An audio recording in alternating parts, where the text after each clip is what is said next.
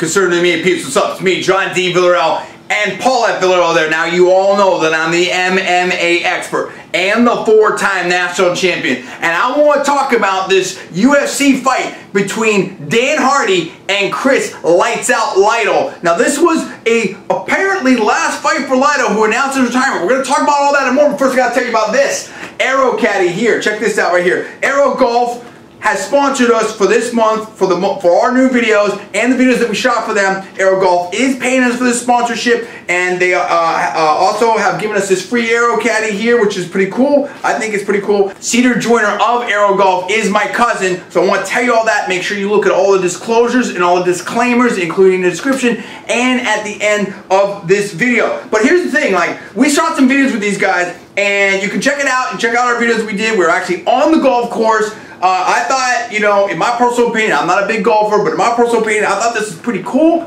It's 20 bucks. Look, if you're a golfer, you know someone that is, you might want to check into this. You might want to check it out right here. I think they look really nice. Could be a good stocking stuffer. Might be something that you might want for your golf game, so check that out. Okay, now let's talk about this UFC situation right here. This was incredible. You had Chris Lights Out Lytle, who was doing his thing. Now, he's a pro boxer. I'm not, okay, as you can see right here. But I got a little shot. You know what I'm saying? I got the power.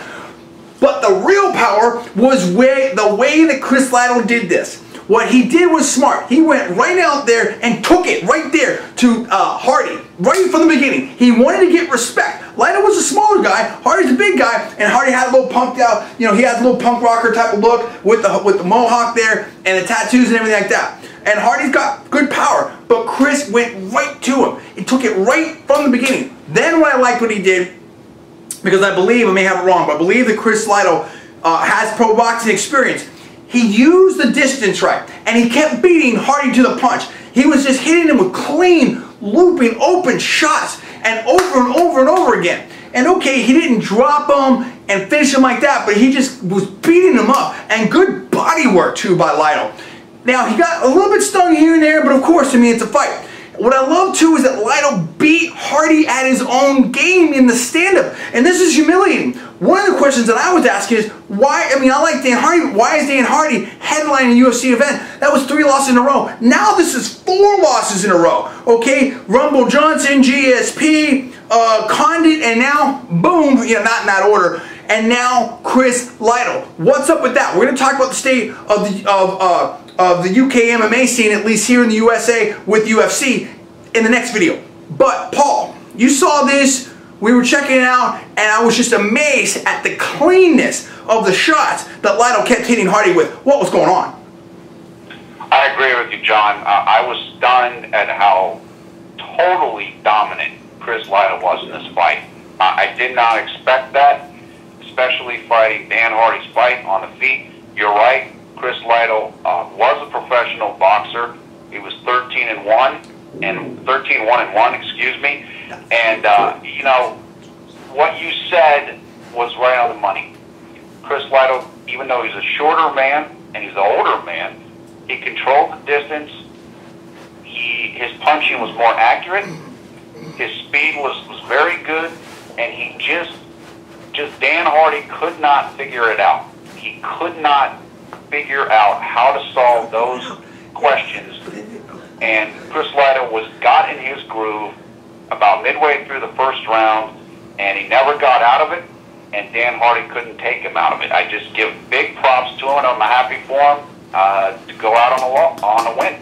We love it. We love Chris Lytle. He's been in the UFC for a long time. I think Rogan or someone was saying that, if I have heard it right, that there's something like around 20-some-odd fights in the UFC for Chris Lytle, which is an amazing career. Long career, great record, the whole situation. But look, he had his kids there with him. You can only fight for so long. He said he wants to spend time with his kids. I think that's a smart decision, my personal opinion. The other thing is, you know, Dan Hardy at the end, he tried to take him down. And I could see, in my personal opinion, where I think Lytle wanted this on the feet. Because when Hardy, there was some kind of scramble, he tried to take him down before, it looked like Chris Lytle could have spun around on him, but he just let him up. And then at the end, when Dan Hardy tried to take him down, Lytle put that little choke in there and just sunk it in, and it was tap out city for Dan Hardy. This was a big win for Chris Lytle. It puts an exclamation point on his career. He goes out a victor. I think this was excellent. The question I have, and you had the crowd who who was chanting. Some people in the crowd were chanting USA, USA.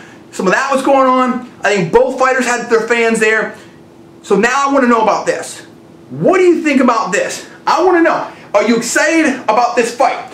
Did you see it the way that we see it in terms of one-sidedness for Chris Lytle? Do you think that Dan Hardy should now be going out of the UFC? We'll talk about that next with the whole, the next video that we're going to do with the whole UK MMA scene in the UFC. Bisping, Hardy, the rest. Also, do you think it was the right decision for Chris Lytle to retire? And where does this put everything next? And what about some of the other fights on this card? There were some other things. Donald Cerrone, Cowboy, he did great in his fight. A lot of other things to talk about. You hit us with it right now. Comments below, subscribe above. I'm John D. Villarreal. That is Paul. We're Conservative Media. We'll see you next time.